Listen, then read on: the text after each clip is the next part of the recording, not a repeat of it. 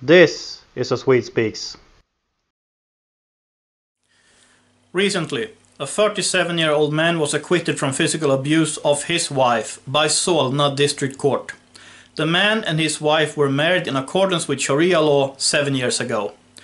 The man was reported to the police in April 2015 for having physically abused his wife by pushing her into furniture, hitting her in the face, pulling her hair and pushing a shoe into her face. Solna District Court, right outside of Stockholm, acquitted the man. Maybe he was innocent, or maybe he was not. I do not know. But what I do know is that the reasons stated by the court to acquit him were unacceptable.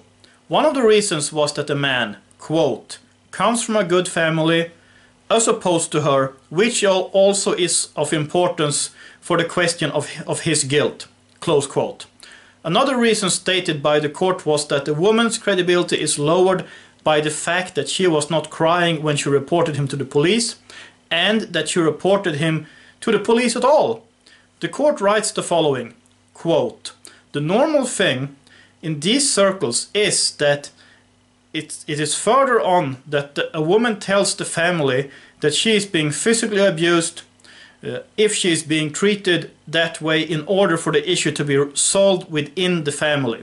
The fact that the woman has not told his relatives that he was hitting her, but instead turned to the police, diminishes her credibility further.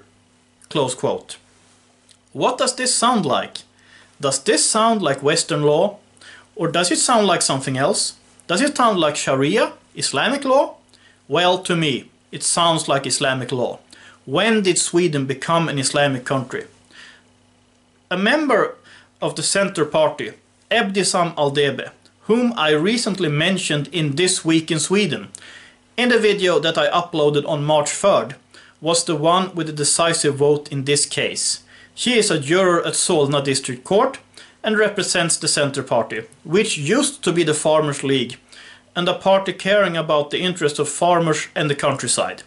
However, for the last few years, it seems like at least the Solna division of that party has been subverted by Islam. And yes, you heard right. Parties appoint jurors in Sweden. Sweden is that politicized.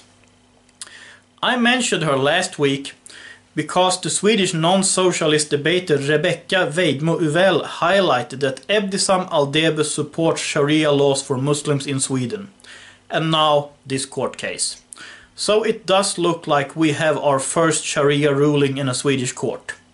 Wow, I wish I was surprised, but I am not. By the way, Ebdisam Aldebe has been a candidate for the Swedish parliament, for the Center Party, but thank God she did not get into parliament. She has been able to decide the fate of Christian asylum seekers though, as a member of Stockholm Administrative Court. Can you make a wild guess if she was positively or negatively inclined towards Christians fleeing Islamic persecution?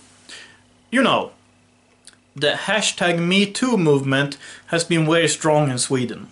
A lot of men, mostly leftists, and even at least one woman, have been exposed by this movement and lost their positions. I don't doubt that many of these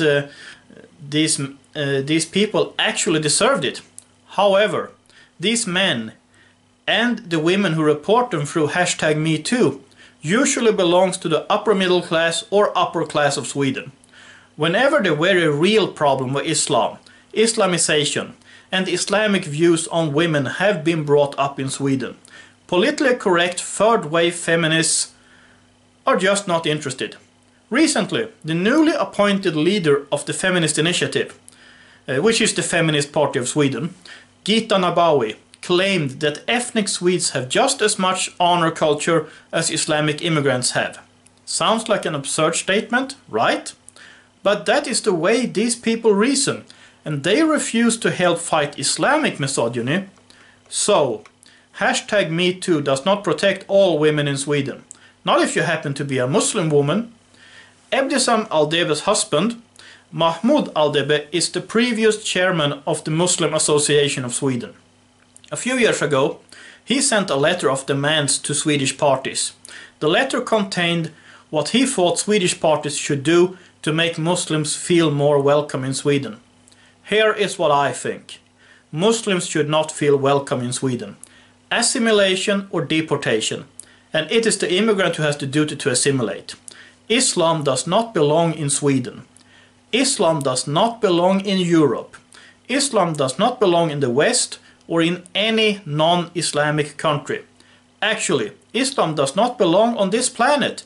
But let's at least stop the influence of Islam in not yet Islamized countries, including Sweden. What about Ebdissam Aldebe's party, the Centre Party? Well, they have reacted. They have declared that she no longer has their trust, and they are asking her to resign from her position as a juror. If I understand this correctly, though, they can't force her to leave for the time being. They have to wait until next election to appoint new jurors. How many jurors the Centre Party gets to appoint depends on how many votes they get in the local election. If I am wrong about this, let me know in the comment field. Also, I saw that Ebdissam Aldebe's husband, Mahmoud Albebe, was crying racism on Facebook. No, Mr. Aldebe, this has nothing to do with racism. This has everything to do with Swedish citizens wanting equality under the law, which is what Sweden should have. The laws in Sweden should apply to everyone who lives in Sweden, no matter which religion you happen to belong to. If you don't like that, then you are free to leave Sweden. Please do. I am sure there are people who would willingly pay for your move to a country with Islamic laws in place. And that is really all I have to say about this right now. I will probably mention this story again, including what happens with the story, in my midweek live stream on Tuesday. 1 p.m. Pacific Time, 2 p.m. Mountain Time, 3 p.m. Central Time, 4 p.m. Eastern Time, 9 p.m. Western European Time, 10 p.m. Central European Time, 11 p.m. Eastern European Time, and midnight further Eastern European Time. Also, I am going to Gdansk, Poland on March 15th. If there are any Poles who would like to meet up in Gdansk, let me know and maybe we'll be able to arrange something. So, thanks to everyone who supports my work. And if you like what I do, if you think what I do is important, please consider sending me $1 or $2, or 10, or 100. That's always greatly appreciated. So, until next time, have a nice day, and God bless.